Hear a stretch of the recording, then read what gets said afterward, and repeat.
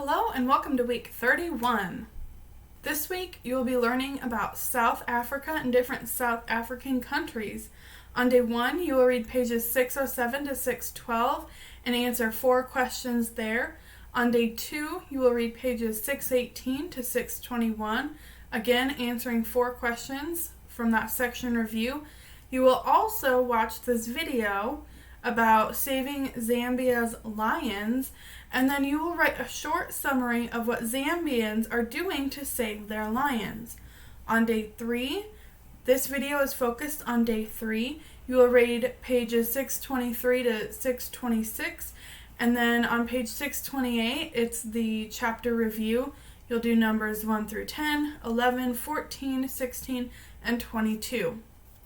On day 4, there is a test. It is open book, so make sure you're going through the sections so you know where the things are for the test when you need to go back and look for them. Like I said, this video is specifically for day 3. We'll be reading pages 623 to 626 and learning about the Indian Ocean countries. Now, since we are learning about Africa, which is here on the map, we're learning about the countries that are near the Indian Ocean, so this region of the world on the globe. And yes, Madagascar is a real country. You'll see this is the continent of Africa here on the map, and this red highlighted country is Madagascar. Oh, look at us! Yeah, here we are. Where exactly is here?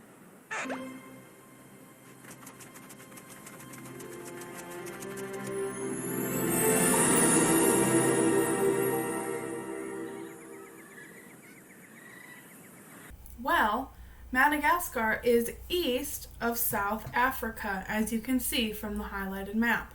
This is the flag of Madagascar. We will begin reading on page 623. Please get out your book so you can follow along while we read through this together. Indian Ocean countries. Mozambique in southern Africa borders the Indian Ocean. 4 island countries, Madagascar, Comoros, Seychelles, and Mauritius, also form part of southern Africa's Indian Ocean range. Mozambique. Sand dunes, swamps, and fine natural harbors line Mozambique's long Indian Ocean coastline. In the center of this Y-shaped country stretches a flat plain covered with grasses and tropical forests. High plateaus and mountains lie along the northwestern border with Malawi.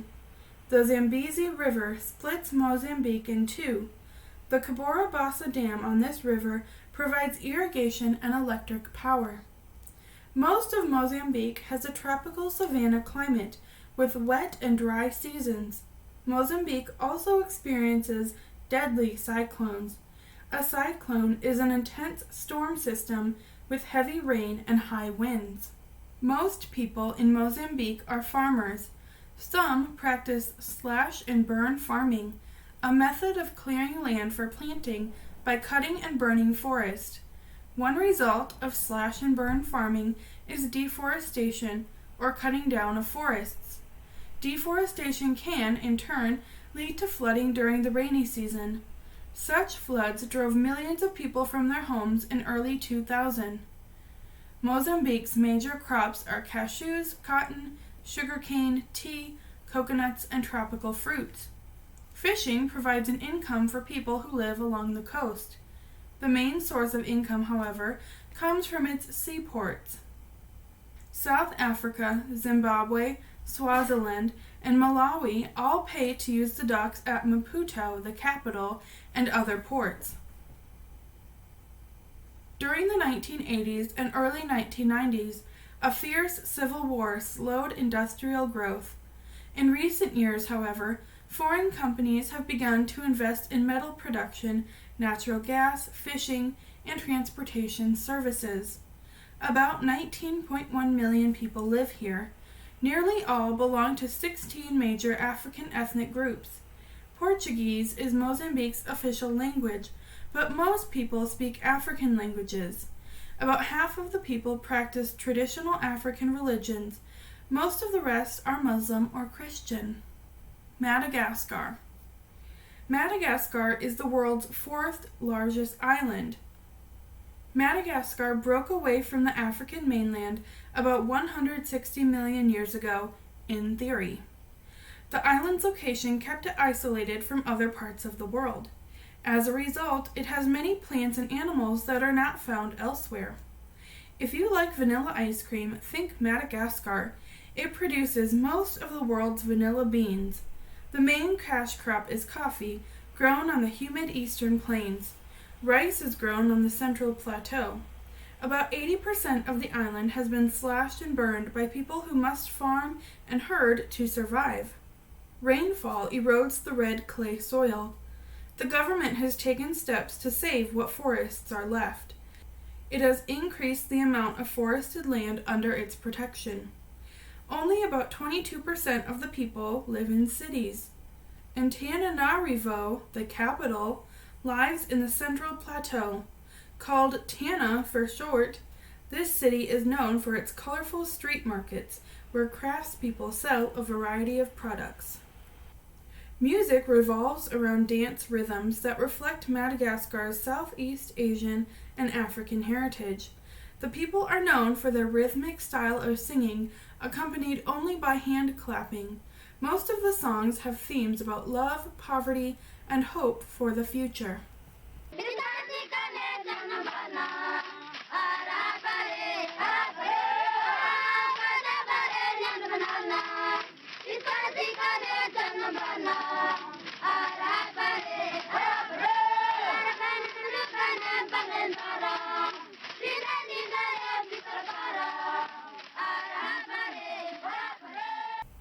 Small island countries. Far from Africa in the Indian Ocean are three other island republics, Comoros, Seychelles, and Mauritius. The people of these countries have many different backgrounds. Comoros. Volcanoes formed the Comoros thousands of years ago. Dense tropical forests cover Comoros today. Most of the 600,000 people are farmers. The main crops are vanilla, rice, cloves, coconuts, and bananas. Even though agriculture employs 80% of the workforce, Comoros cannot grow enough food for its growing population. The government is trying to encourage industry, including tourism. The people of Comoros are a mixture of Arabs, Africans, and people from Madagascar. They speak Arabic, French, and Comoran. Most practice Islam. Once ruled by France, the people of Comoros declared their independence in 1975. Since then, they have suffered from fighting among political groups for control of the government. Seychelles. About 90 islands form the country of Seychelles. About 40 of the islands are granite with high green peaks. The rest are small, flat coral islands with few people. Nearly 90% of the country's 100,000 people live on Mahé, the largest island. Here you will also find the capital, Victoria. Seychelles was not inhabited until the 1700s. Under French and British rule, it finally became independent in 1976. Most of the country's people are mixed African, European, and Asian descent. They grow coconuts and cinnamon, the chief cash crops, on the larger islands. Fishing and tourism are important industries as well. Mauritius. Like Comoros, the islands of Mauritius were formed by volcanoes. Bare, black peaks rise sharply above green fields, and palm-dotted white beaches line the coast. Mauritius has few natural resources, but it has succeeded in building a varied economy. Sugar is its main agricultural export. Major industries are located in Port Louis, the capital. Clothing and textiles account for about half of Mauritius's export earnings. Tourism is an important industry too. Mauritius has about 1.2 million people who come from many different backgrounds. About 70% are descendants of settlers from India. The rest are African, European, or Chinese ancestry. Because of this varied ethnic heritage, the foods of Mauritius have quite a mix of ingredients. You can sample Indian chicken curry, Chinese pork, African-made roast beef, and French-style vegetables. So after reading that section together, and the sections from day 1 and 2 that you should have read yourself or with a teacher, you should be able to do the section review on the next page. Let's review some vocab words. Cyclone. This is an intense storm system with heavy rain and high winds. Escarpment. This is a steep cliff between higher and lower land. Slash and burn farming. This is a method of clearing land for planting by cutting and burning the forest. Exclave. This is a small part of a country that is separated from the main part. You see in this picture we have country A over here, and in other countries there's different red or different A pieces of land. Those are called exclave because they belong to country A, but they're found somewhere else. Township. A township is a crowded neighborhood outside of cities in South Africa where most non-white people live. Boer. This is a name for the Dutch who were the first European settlers in South Africa. Apartheid. This is a system of laws that segregate based on something other than race, such as gender, education, medical history. However, in South Africa, it was race-based. So in South Africa, there were laws that said if you were white, you could not marry a black person. Nowadays, we might have something called medical apartheid, where if you don't have certain medical treatments done, you might not be allowed to go places, which is also a bad thing. Deforestation. This is the widespread cutting of forests. Enclave. This is a small territory entirely surrounded by a larger territory. Here we have Lesotho, which is a territory inside of South Africa. It's in there, but it's separate from the country that surrounds it.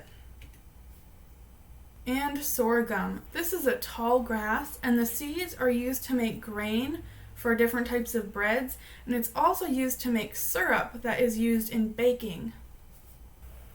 That's all for week 31. I'll see you next week. Let's travel around the world, through ocean, sea, and land. We don't have 80 days, but oh, our trip, it will be grand. We start in North America, USA and Canada. Up north it's cold, down south it's hot, more continents there are a lot. Let's travel around the world. South America, it's plain to see. Is south of North America, there's mountains, rivers, and lots of trees.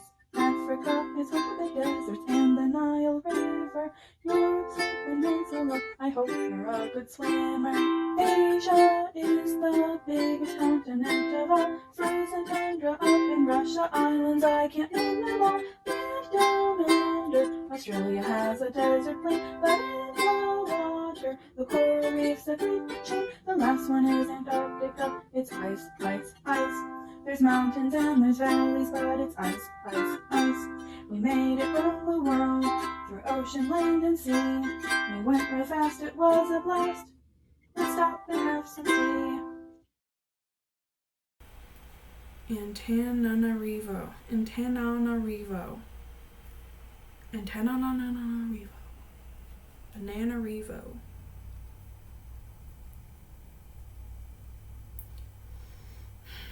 Nice. I need to figure out how to pronounce this. Antananarivo. Antananarivo. That's all for week 31. I'll see you next week.